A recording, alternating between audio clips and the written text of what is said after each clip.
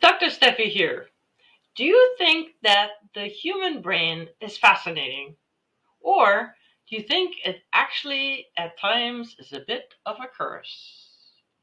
When you look at your pet, your dog especially, but also your cat, if you have one, what do you notice? You notice that they're interested in food and being petted. For cats, more like when they want to be petted. For dogs, pretty much all the time. And sleep, being walked. That's about it. Humans are much more complicated. Now, we don't just have the lizard brain and the mammalian brain, but we also have a third brain, the neocortex. And that allows us to explore questions that are much more complex than sniffing a spot like a dog would to find out which other dog's been there. But ask questions like, where did we come from? What is the purpose of our life? How does the universe work? What's going on with God? And so forth. We are able to be curious.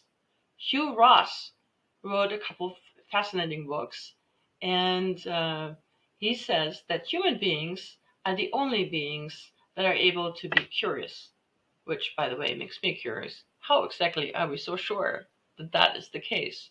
But I do believe him.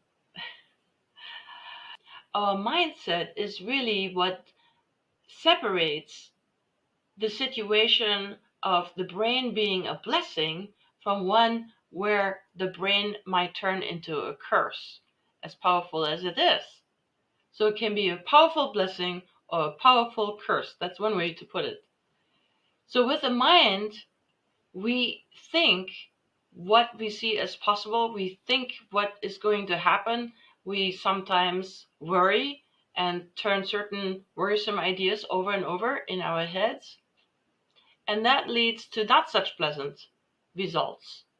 In fact, there is a connection, very strong connection between the mind and the result that we get, because in between are the feelings and the actions that we take or don't take. So it is the self-contained cosmos between the mind and the result. And the only way that we can step out of that is by saying, you know what?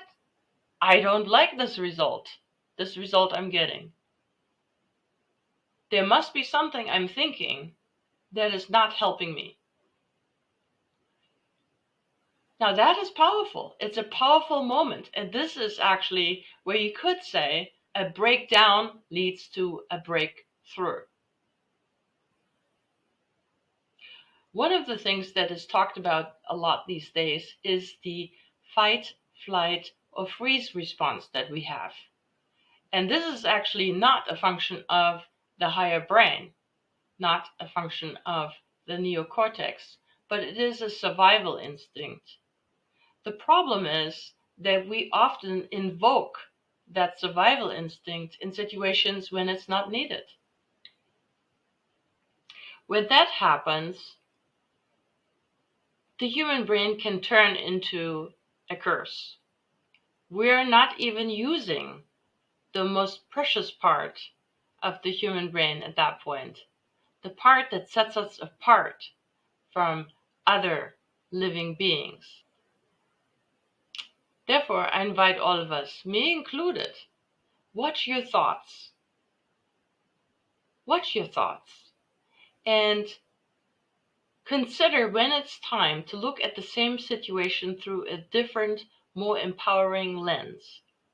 It starts as simple as what we talked about before, making tasks that you don't like into more pleasant ones by changing the lens of, oh, this is a house chore, into, I'm the steward of the house, which sounds so much different because you view it from a different vantage point. It's so much more empowering. Similarly, this person is out to get me. Well, that's where the human brain turns into a curse, versus maybe the lens of, this person is preoccupied with some troubles that they have on their own, or something of that nature. In conclusion, is the brain a blessing or a curse? Well, it depends on what we do with our brain. Harnessing the brain as the blessing, the fascinating blessing that it is, requires that we watch our thoughts. And when we begin to feel the curse coming down on us, then to stop and say, hey, how am I looking at the situation? Am I using a lens that's hurting me and turning my brain into a curse? Or is there a more powerful way to look at it? A lens that makes the situation much more palatable and quite possibly into a blessing.